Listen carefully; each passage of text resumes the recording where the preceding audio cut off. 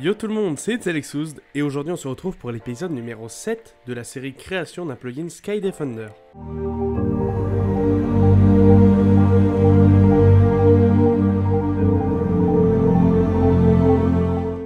Aujourd'hui nous allons un peu plus se centraliser sur la partie en elle-même, la boucle de jeu, donc on va s'occuper de créer différentes tâches, puis on créera une commande qui nous permettra de lancer la partie et d'interrompre ce lancement. Bref, pas besoin de beaucoup d'animation aujourd'hui, on passe tout de suite au code.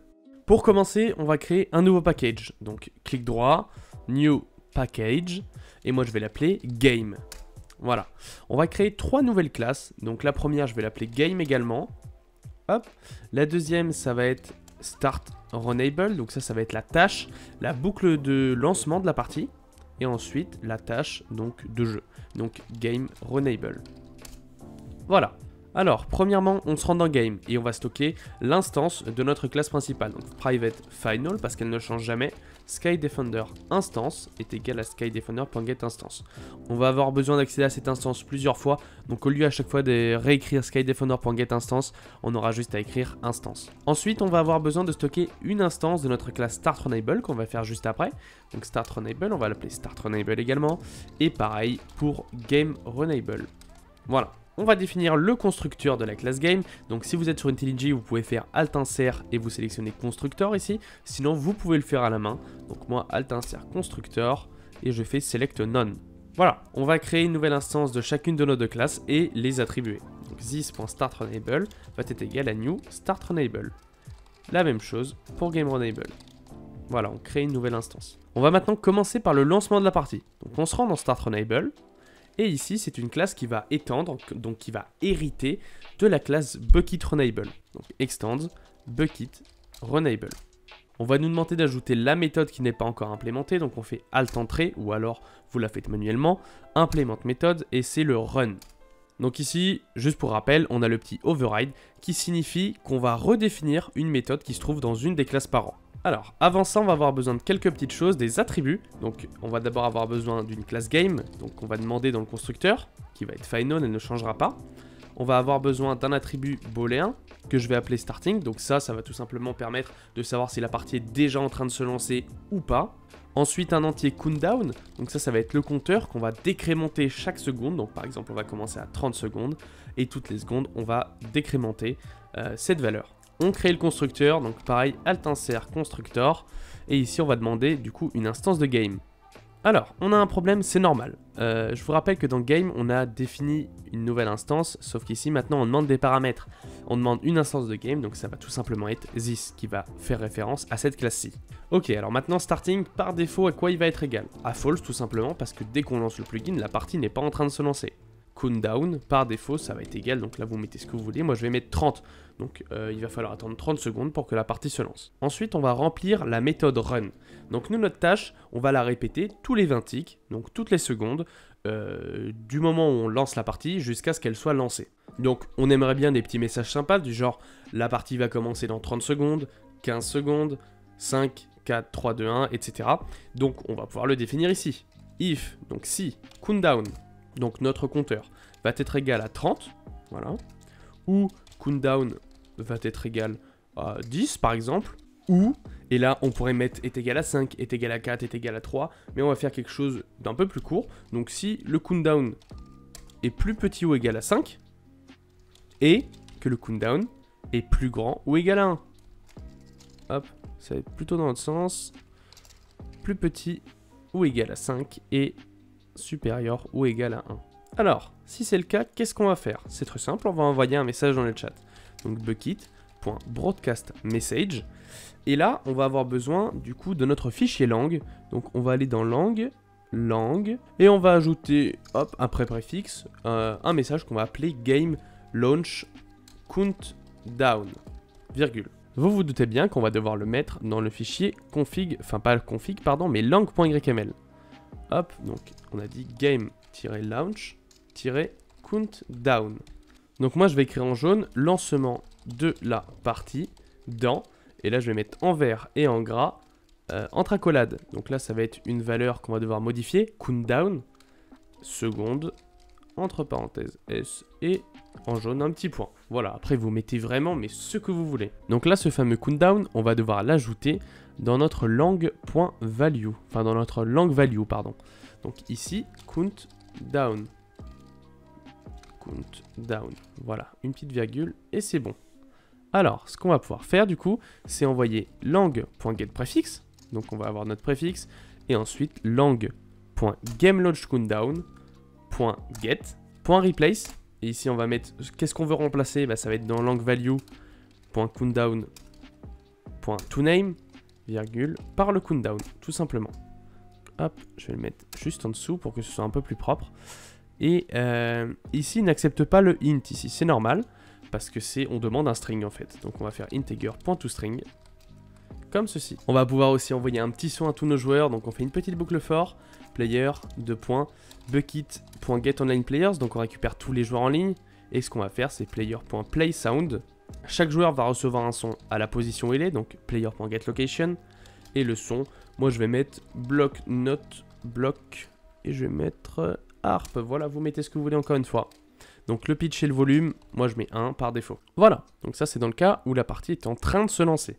Maintenant, si le compteur arrive à 0, on doit arrêter le lancement de la partie et lancer véritablement la partie.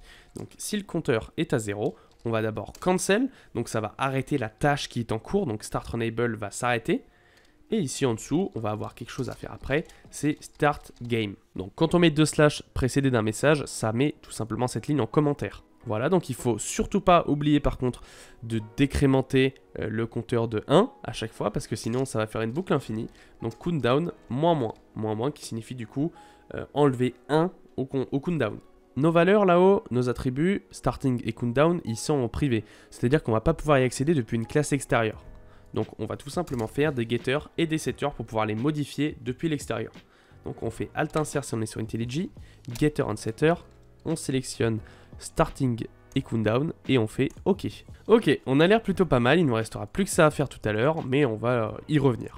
Donc maintenant on se rend dans game, parce que ce Start Runable, il va bien falloir l'actionner à un moment. C'est pas ici en créant l'instance que ça va lancer, non, là ça va juste créer une instance de cette classe, et ensuite il va falloir lancer la tâche.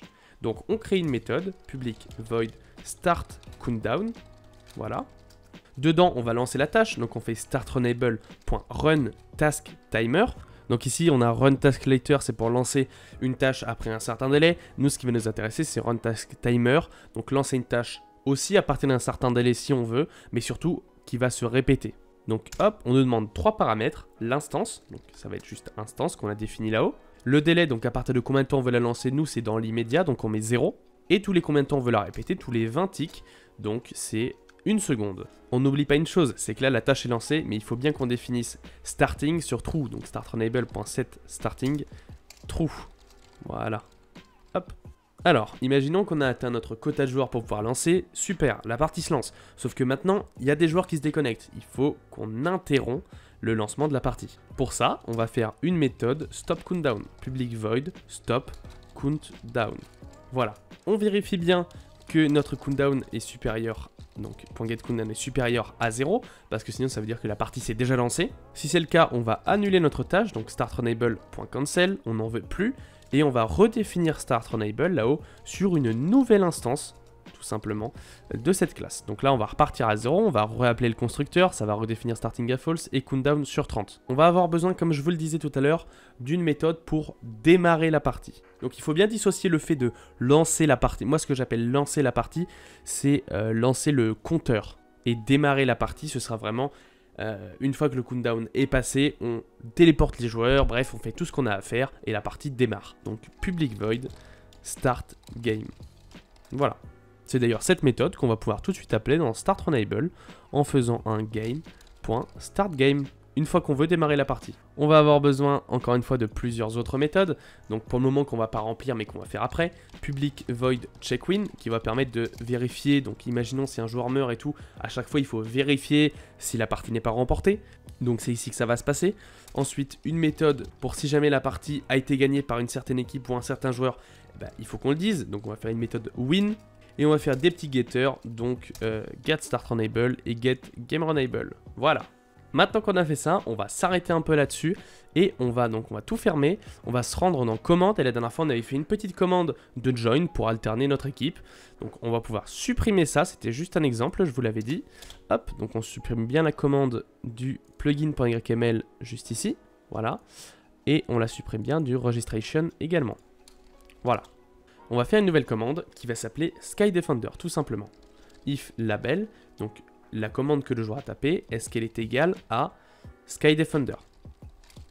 Si c'est le cas, alors on va d'abord vérifier qu'il ait bien la permission d'exécuter cette commande, parce que nous ce qu'on veut c'est que ce soit l'hôte qui exécute cette commande. Ça va être une commande qui va permettre de gérer les équipes, gérer la partie, bref. Donc c'est une commande qui ne doit pas être accessible à n'importe qui. Donc ici il ne faut pas oublier que la commande elle peut aussi être passée depuis la console. Donc on va pas faire player est égal à sender et cast, parce que tout simplement on n'est pas sûr que ce soit un joueur, ça peut très bien être la console. Et si à ce moment là on fait ça, et que c'est la console qui envoie la commande, on va avoir une belle erreur. Donc ça on oublie pour le moment.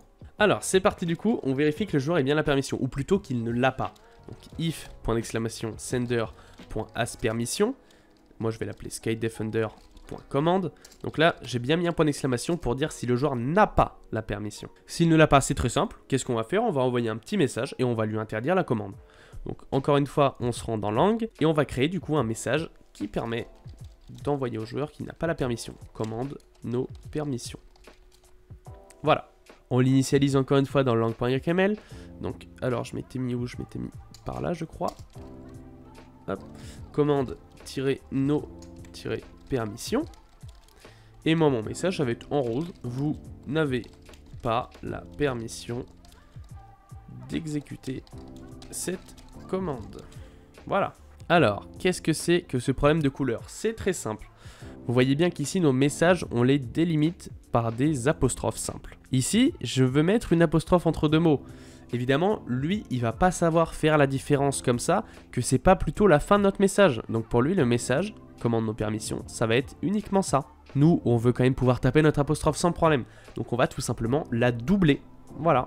Et ici, pareil, on va la doubler. Rassurez-vous, lorsqu'on va envoyer le message, il n'y en aura plus qu'une. On retourne dans notre fameuse classe commande et on envoie du coup au sender, donc on ne sait pas si c'est un joueur ou une console, .sendMessage, lang.commande nos permissions, .get.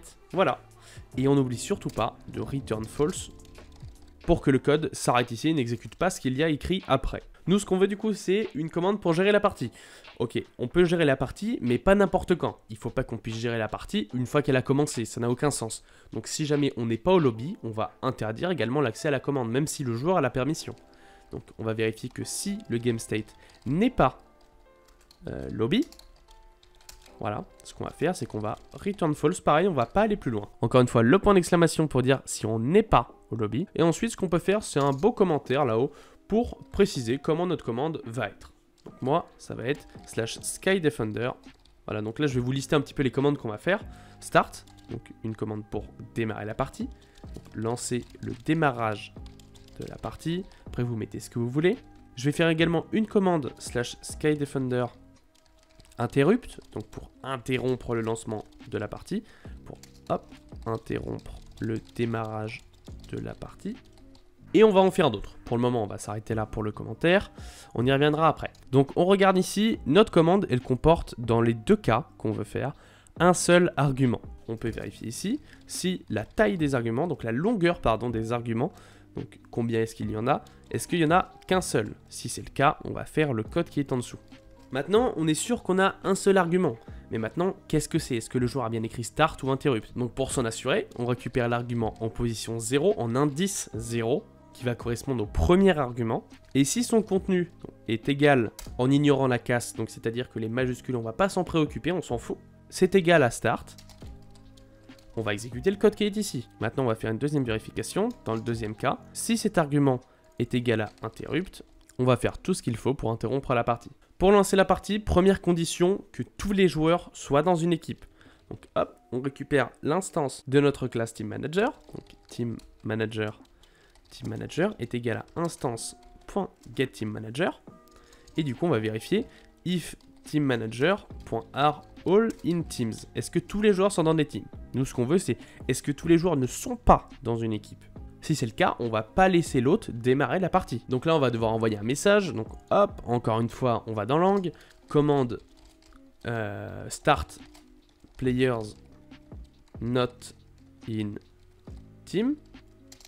Hop, voilà. Donc ça peut paraître un peu long, après si vous avez des abréviations à mettre, allez-y. Donc, commande start, on va y arriver, players not in team, voilà. Et je vais mettre en rouge, tous les joueurs doivent faire partie d'une équipe. Encore une fois, la double apostrophe. On retourne dans notre classe commande et on envoie ce petit message à la personne qui essaie de lancer la partie. Donc sender.sendMessage, lang.command startPlayerNotInTeam.get et on va return false. Encore une fois, on ne va pas plus loin. Deuxième condition au lancement de cette partie, que toutes les équipes contiennent au moins un joueur. Donc voilà, si tous les joueurs sont défenseurs et qu'il n'y a aucun attaquant, il n'y a aucun sens à ce qu'on lance la partie. Donc c'est ce qu'on va vérifier maintenant.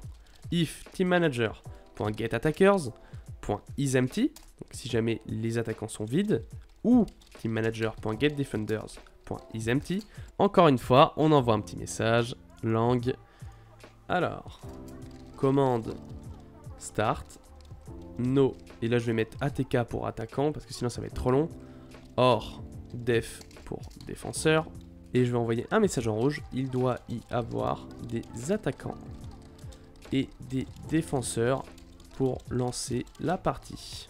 Encore une fois, vous vous en doutez, on envoie ce message. Donc là, on peut copier-coller. Voilà, et on change, du coup, on a dit commande start no ATK or def. Maintenant, on va créer, hop, on ferme ça, on va créer dans notre classe principale une instance de game. Donc private game, voilà. Et ici en dessous, on va dire que game va être égal à une nouvelle instance de game. On fait évidemment son getter, getGame, voilà. Et on retourne dans notre classe commande. Troisième condition à ce lancement, il faut que la partie ne soit pas déjà en train de se lancer. Donc if instance, donc je vous rappelle que ça c'est ce qu'on stocke dans startRunable, dans l'attribut, dans la variable starting. Donc if instance.getGame.getStartRunable.isStarting. Encore une fois, on envoie un nouveau message, donc lang, hop, commande start already launched, hop, je mets en jaune le démarrage de la partie est déjà en cours, 3 petits points. On envoie le message au joueur encore une fois, hop, voilà, et on return false. Ok, maintenant si on en arrive là, qu'on a passé ces 3 conditions, ça veut dire qu'on est prêt à la lancer cette partie. Donc instance.getGame et on va appeler notre méthode startCountdown.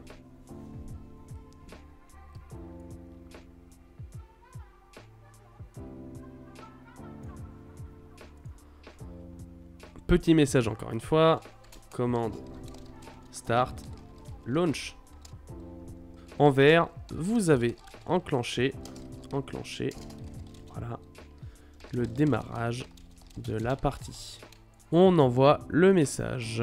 Donc, hop, sender.sendMessage, on copie-colle encore une fois, commande start, launch, et on return true. On a réussi, la commande s'est passée avec succès.